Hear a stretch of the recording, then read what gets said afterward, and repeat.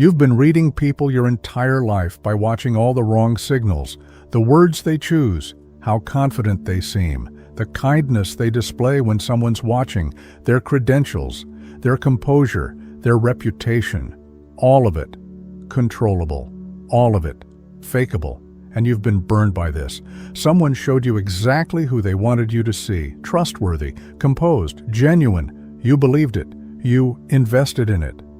Then, one day, the mask cracked, and you realized you never actually knew them at all.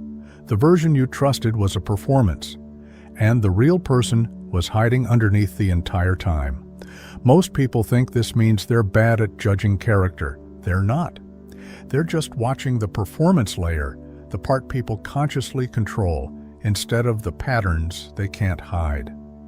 Carl Jung spent decades studying what he called the persona, the mask we all wear. A carefully constructed version of ourselves designed to gain acceptance, respect, safety. Everyone has one. You have one. The person sitting next to you right now has one. This mask is the performance layer, consciously maintained, socially calibrated, refined over years.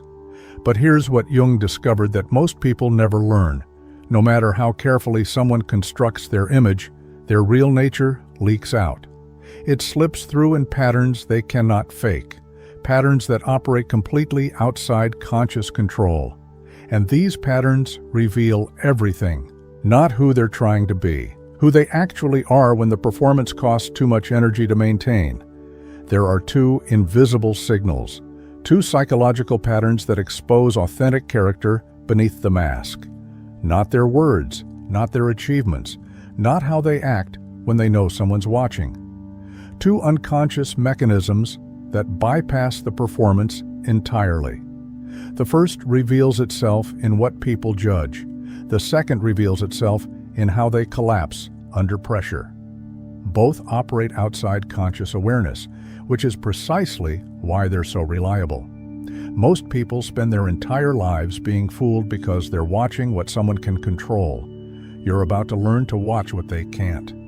But think now, how many times have you been blindsided by someone you thought you knew? How many times has someone's mask cracked and revealed a completely different person underneath? That wasn't a transformation. That was a revelation. The real person was always there. You were just watching the wrong signals. The first invisible signal exposes itself not in what people do, but in what they judge. And it reveals their hidden internal war, the parts of themselves they've rejected and can't admit exist. Signal 1, the judgment X-ray. The first invisible signal, who they judge reveals what they deny. Listen to what someone constantly complains about in others, not casual observations. The judgments with heat behind them, the criticisms that come with edge in their voice, the people they can't stop talking about. They're not describing those people, they're confessing. Jung discovered this mechanism and called it the shadow. Parts of yourself you possess, but refuse to acknowledge. Traits, impulses, capabilities you've buried because they don't fit your self-image or because you were taught they're unacceptable. These don't disappear, they get pushed into your unconscious. And from there, they get projected onto other people. You start seeing your own rejected qualities in them. The world becomes a mirror for your internal conflicts. And here's the pattern most people miss. If a quality is truly foreign to you, something you genuinely don't possess and have no relationship with, you don't have strong emotions about it. You just notice it and move on. Think about it. If you're not athletic and have zero desire to be, do you rage about gym culture? No. You're indifferent. It's just not part of your world. But when someone triggers intense disgust in you, when you find yourself ranting about fake people or attention seekers or arrogant people, that intensity is data. It means somewhere inside you, there's a part negotiating with that exact trait. The person who constantly rages about fake people, they're likely struggling with their own desire to be socially effective, charming, persuasive. But they've labeled those skills as manipulation, so they bury the desire and project it outward. The person who despises needy people, they've probably rejected their own needs for connection and support. So when they see someone expressing needs openly, it triggers something they can't face in themselves. The person who condemns selfish people. They may be suppressing their own healthy self-advocacy. They've learned that prioritizing themselves is wrong, so they attack others for doing what they secretly wish they could do. The Stoics understood this centuries ago. Marcus Aurelius wrote that when you're genuinely secure in yourself, you don't waste energy criticizing others. Harsh judgment always signals internal struggle with that very trait. Jung called this projection, an unconscious mechanism where what you refuse to see in yourself gets cast onto the people around you. The more intense the judgment, the closer you are to their disowned trait. And this works in reverse too.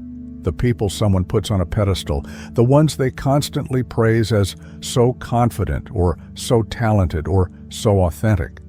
They're often projecting qualities they possess but haven't claimed yet. Abilities that live dormant inside them but feel too risky to express. The traits that disgust you most are always the ones you're secretly negotiating with. So when someone criticizes you with unusual specificity and emotional intensity, understand what's actually happening. They're not describing you, they're describing their internal struggle. "You're so manipulative" translates to, "I want to influence people but feel guilty about it." "You think you're better than everyone" translates to, "I feel inferior but can't admit it." "You're fake" translates to, "I can't access my own authenticity." Every harsh judgment is a self-report, a confession wrapped in accusation. Watch what people criticize. Listen to where the heat is. You're not hearing their moral standards. You're hearing a map of their shadow, the parts of themselves they've rejected and can't integrate. The most dangerous people aren't the ones who act badly. They're the ones who judge others for acting badly while doing the same thing in disguise, because they've perfected the art of not seeing themselves. But projection isn't the only invisible signal. There's a second pattern, one that reveals itself not in judgment, but in collapse, when the carefully maintained mask breaks under pressure. Signal 2. The pressure. X-ray. The second invisible signal, how they act when their image is threatened, reveals their authentic character. The persona, that carefully constructed mask, is expensive to maintain. It requires enormous psychological energy, constant monitoring, social calibration, controlling your tone, your reactions, your facial expressions. Most people can sustain this during normal interactions, when nothing's at stake, when they're prepared. But the moment their carefully maintained image is challenged, the moment their ego feels threatened, their nervous system activates defense mode, and the mask slips. Watch what happens when someone is criticized, when they're corrected, when they're caught in a mistake, when they're denied validation, when their competence is questioned. Do they pause and consider the feedback, or does their tone shift instantly, calm to sharp, composed to aggressive? Do they own the mistake, or do they immediately redirect blame to someone else? Do they stay present, or do they attack the person who pointed out the flaw, turning the tables to avoid accountability? Do they deflect with excuses, withdraw into cold silence, lie reflexively? Their default defense pattern when ego image is threatened. That's their authentic character beneath the performance. Psychologists discovered that defense mechanisms activate automatically when the ego feels threatened. These aren't conscious choices. Stress overwhelms conscious control and triggers primitive defenses. This is why pressure reveals truth. The person who projects calm professionalism in meetings but snaps when someone questions their judgment? That sharpness is real. The calm was performed. The person who preaches accountability but deflects blame the moment something goes wrong. The deflection is real. The accountability was branding. And here's what most people don't realize. You don't need high-stakes crises to see this. You need to watch the small inconveniences. Because people budget their energy for moments that matter. for situations where they know they're being evaluated. Job interviews, first dates, performance reviews, client meetings. In those moments, they can sustain the mask because the stakes justify the energy cost. But in small moments, when they think no one important is watching, the mask becomes too expensive, so it drops. Watch what happens when the Wi-Fi goes out during their presentation, when their food order is wrong, when they're stuck in traffic, when someone interrupts them mid-sentence. These tiny moments are X-rays of the soul. The person who's always professional snaps at the server when the order takes too long. The person who doesn't care what people think checks their phone compulsively, refreshing to see who's paying attention. The person who preaches patience loses composure over minor delays. Character isn't what you do when it matters, it's what you do when it doesn't. Because you can perform composure during a crisis, you know you're being watched, you know it counts, so you summon the energy to maintain the image. But you can't perform during a minor annoyance. You don't think it counts. You don't think anyone important is noticing. So the real response comes through. It counts the most. Think about the people in your life, the ones who seem composed, kind, patient in public. How?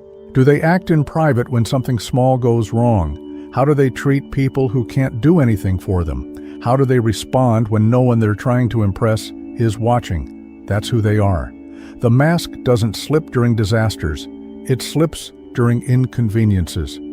And if you want to see someone's authentic character, don't watch them during the moments they're prepared for. Watch them during the moments they think don't matter. Watch them when they're tired, when they're frustrated, when their ego is bruised, when someone beneath them in status makes a mistake. Do they become cruel? Do they gaslight? Do they rewrite history to protect their image? Or do they stay consistent? Because the people who are truly integrated, the ones Jung would call individuated, they show consistency. Public and private align. The image and the reality match. They don't need the mask because they've accepted who they actually are.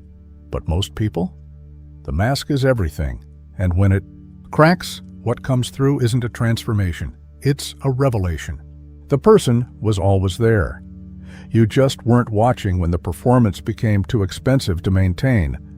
These two signals, what they judge and how they break under pressure, operate completely outside conscious control, which is precisely why they're so reliable. But there's a deeper layer, a way to test whether someone can even see their own patterns, a mirror test that reveals not just their character, but their capacity for growth.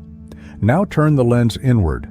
These two signals don't just help you read others, they expose you to anyone who knows what to watch for. What do you constantly judge with heat? Not casual observations. The judgments you return to, the people you can't stop criticizing, the traits that trigger you. You're mapping your shadow, broadcasting the parts of yourself you've rejected. How do you react when your carefully maintained image is challenged? When someone criticizes you? When you're caught in a mistake? When you're denied validation? Do you pause and consider? Or does your tone shift immediately? Do you own it? Or deflect blame, attack the messenger, rewrite what happened? That's your authentic character beneath the performance. And when someone mirrors your pattern back to you, when they point out something you're projecting, can you sit with it? Or do you immediately defend, deny, attack? That's your integration capacity, your ability to see yourself clearly without collapsing. Most people spend their entire lives constructing an image and defending it. The mask becomes their identity. So when someone shows them what's beneath it, they experience it as an existential threat. The integrated ones, the people who've done the work Jung described, they don't need to defend. Public and private align. They've accepted their shadow. They know who they are, including the parts they don't like. So there's nothing to protect. This isn't about catching people being fake. It's about seeing accurately, seeing what's actually there instead of what's being performed. You want to know someone's character? Don't watch them during the moments they're prepared for. Watch the micro moments, the small frustrations, how they treat people when no one they're trying to impress is watching. Everyone can perform for strangers. Only your closest people see you without the mask. Watch how someone behaves when they're tired, when they're frustrated, when someone they view as beneath them makes a mistake, when no stakes are involved and they think it doesn't count. Do they become cruel, dismissive? Do they gaslight, rewrite reality to protect their image? Or do they stay consistent? The monster isn't a transformation, it's a revelation. The person was always there. You just weren't watching when the performance became too expensive to maintain. You now have X-ray vision, two invisible signals that expose character beneath the performance layer. What people judge, how they break under pressure. Both operate outside conscious control, which is why they're reliable. But knowledge without action is just observation. These patterns exist everywhere, in every interaction, in every relationship, including the one you have with yourself. Now tell me, which of these two signals have you already seen in someone close to you? The judgments that revealed their shadow, or the pressure that cracked their mask? Go to the comments and tell me which pattern you recognize most.